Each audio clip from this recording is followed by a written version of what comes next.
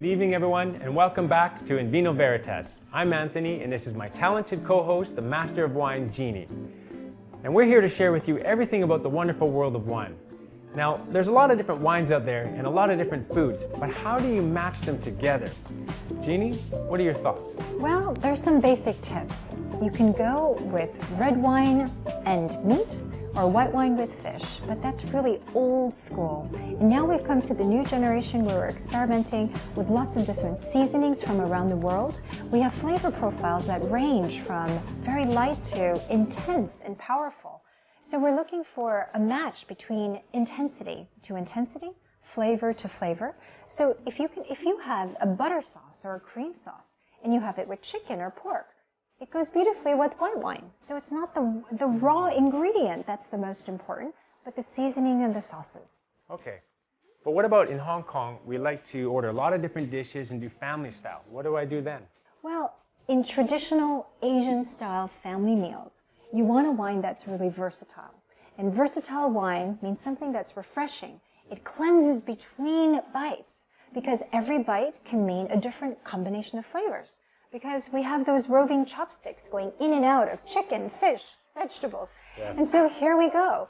Why don't we have a wine with great refreshing character and a lightness? Nothing too heavy, because heaviness always makes it very difficult to challenge with food. So versatile styles include Pinot Noir from all over the world. It could include Pinot Gris, a very light, elegant white that goes with many different dishes. So there are some basic tips. Great tips on how you can enjoy food with wine. Learn more on Vino Veritas.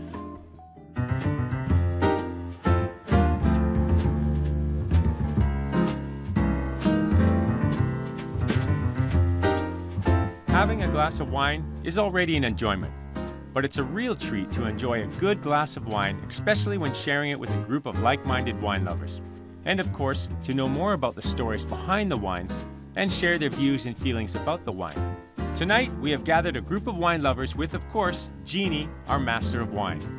We're just about to venture into a very interesting tasting today. In a blind tasting format, we always taste wines anywhere between 10 to sometimes 20 different wines blind, and we rate them. And this is where a group of wine aficionados, maybe wine geeks even, really can participate in an interesting game where you discover the wines and see really what it is about the wine that you like. Not the label, not the place it comes from, not the producer, but your palate and your taste. Tonight, this wine tasting is hosted by Jeannie, and they will all be treated with wines from undiscovered regions. Tonight, the wines are from Turkey, Croatia, Hungary, and even Israel. Well, the Hong Kong Wine Society was formed in 1981 by a group of about 25 people who wanted to find out the quality of wine in Hong Kong. And in those days, we were very concerned about quality because there wasn't much wine in Hong Kong. So every 2 weeks we met and had blind tastings of wine, basically which we found in supermarkets and the very few wine suppliers in those days. Well, I think the lesson that we've really learnt in all these years of tasting wine is that there is enormous difference of opinion. If a wine has people who say it's the best, there's always at least one person who says it's the worst. So that's the main lesson of it, that there's a large difference of opinion about what makes a good quality wine. Personally, I like wine because I found it is very interesting to have some knowledge about wine, especially how it's produced and where it is produced. And also, there's a lot of historic and cultural element in wine. So that's why I'm interested in wine. It is very interesting in a sense that especially for those wines you have never tried before, and then you can discover the new aroma, new taste, and actually those aromas and tastes can vary widely. Even the wine grapes are the same.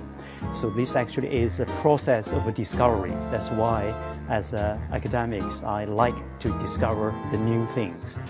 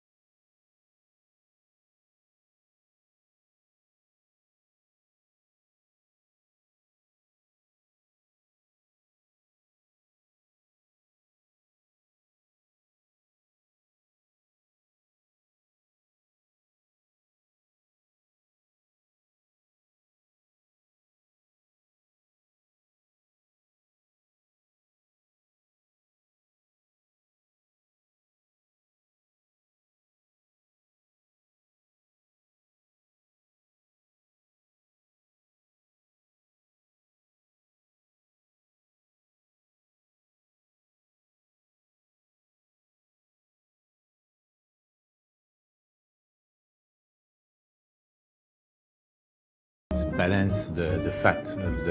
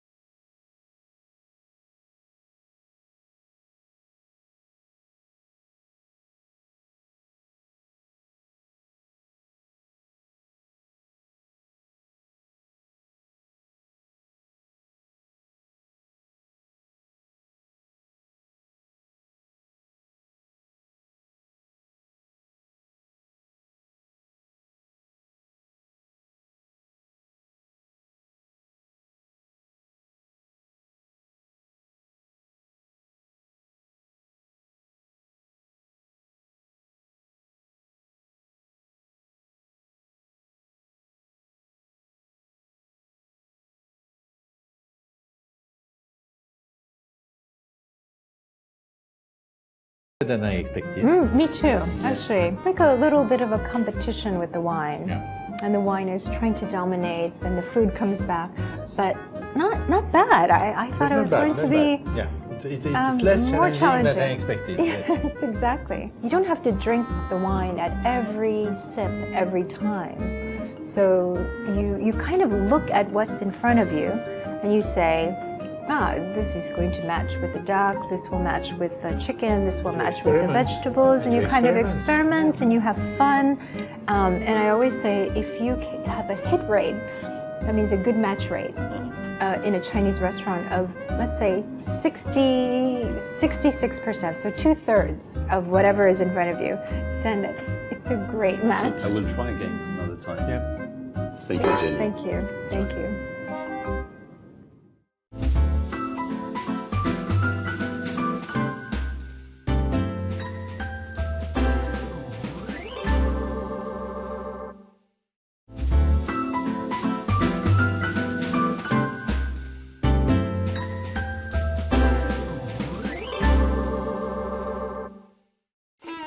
To explore the world of wine, follow us to France, the quintessential wine region of the world. First, Jeannie and I will head to Bordeaux, the oldest and largest wine-growing region. Here, we will visit different chateaux, meet some of the biggest names in the wine world. We will also visit Burgundy, where premium Pinot Noir and Chardonnay are produced. After these trips, you may not be an expert in wine, but at least you'll know how to appreciate your glass of wine better.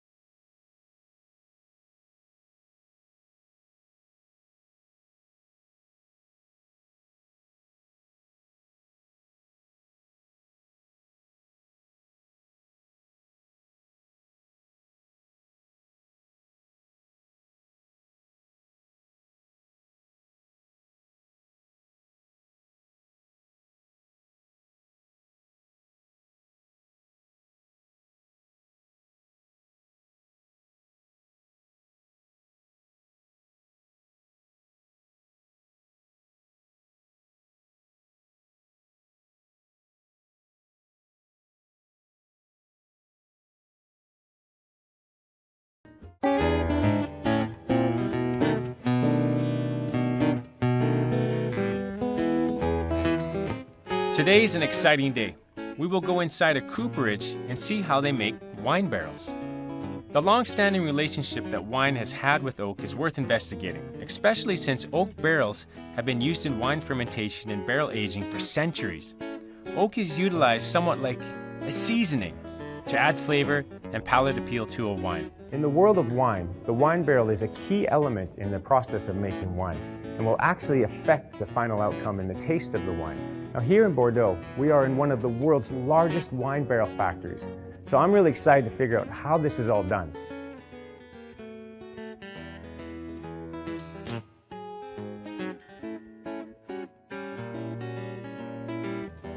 We're inside the factory and it's really quite exciting because there's over 80 people here working and there's lots of machines and lots of loudness. I love it.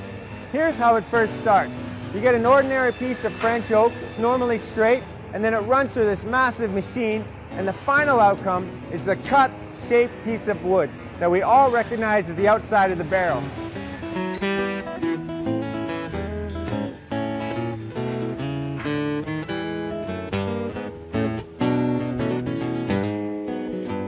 Now here's the step where the barrel starts to take shape.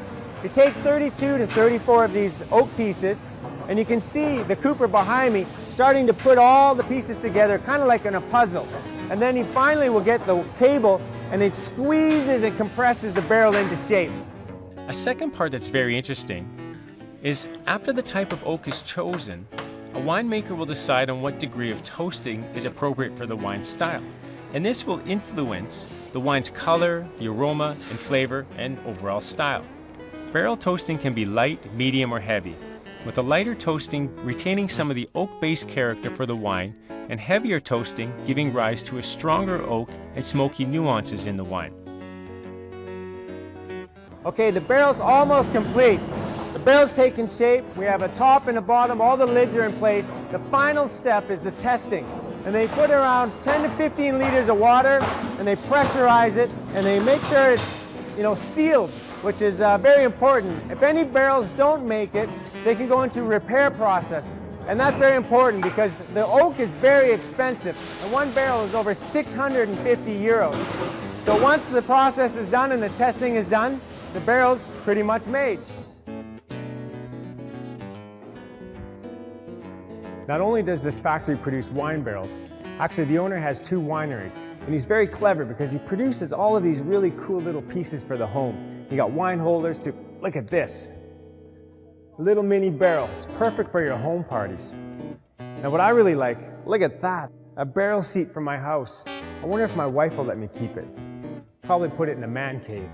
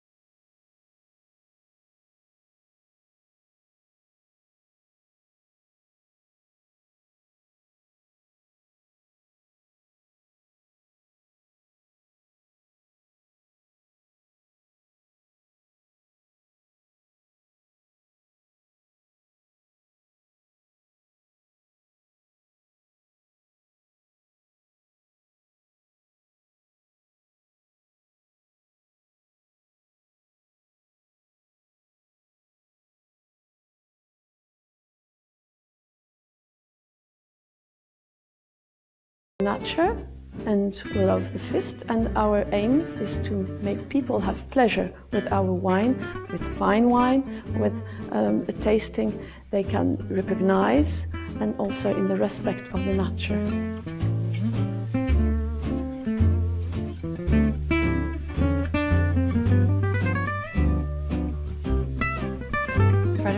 Who's the technical director here, and with Hortense Malencourt-Idouin, who is the owner and multi-generation family property. Yeah. So let's taste the wine. You've prepared the 2013, the latest vintage. Yes, exactly. It's the new baby, 2013. We start with the 2013? The 2013 was a very difficult vintage. First of all, it was cold, and so the flower was late, and then there was problem with the hail also in the sector. But luckily in Figeac, the hail clouds are always going around and not on. So we are very lucky with the hail. It has a lot of concentration, and I think that was what made it very tricky to taste when it was so young, is it had this this kind of enormous power that Unusual for this vintage. yeah, and it's so much more Cabernet. Yes, it is. So you can see that it's a slightly different personality in its youth, but you can see that still that the terroir and the character, that elegance still comes through. So, 01. The Irwine. I remember this vintage because I started as a trainee, I said, and this is the first vintage I tasted in Barrel. Very aromatic, and I know that we just opened it. Exactly. It's just opened, and you're still getting so much aroma just on the nose. Yeah. It's sweet, it's spicy, it's got wonderful herbs and roasted characters. It's very complete. Now we're tasting the 1998 vintage. How does this vintage compare to, let's say, the 2001, which we just tried? More mature, of course, more expressive with a bouquet. Because of its age or because Yeah. of the vintage? Alors, both, I think. Both. And specifically in this vintage, Cabernet worked very well. Why was it so special? Why was it so successful in this vintage? Due to the weather conditions during the harvest. And we had very good conditions, and we could wait for each plot, each variety, more than maybe in the other part of Bordeaux. So that's the main reason for me. It is intensely aromatic. It almost jumps out of the glass at you. You don't even have to, it's almost like a perfume at this point. And I want to try this again in 20, 30 years. Great. I hope. Yeah, thank you. Cheers. Thank you. Cheers.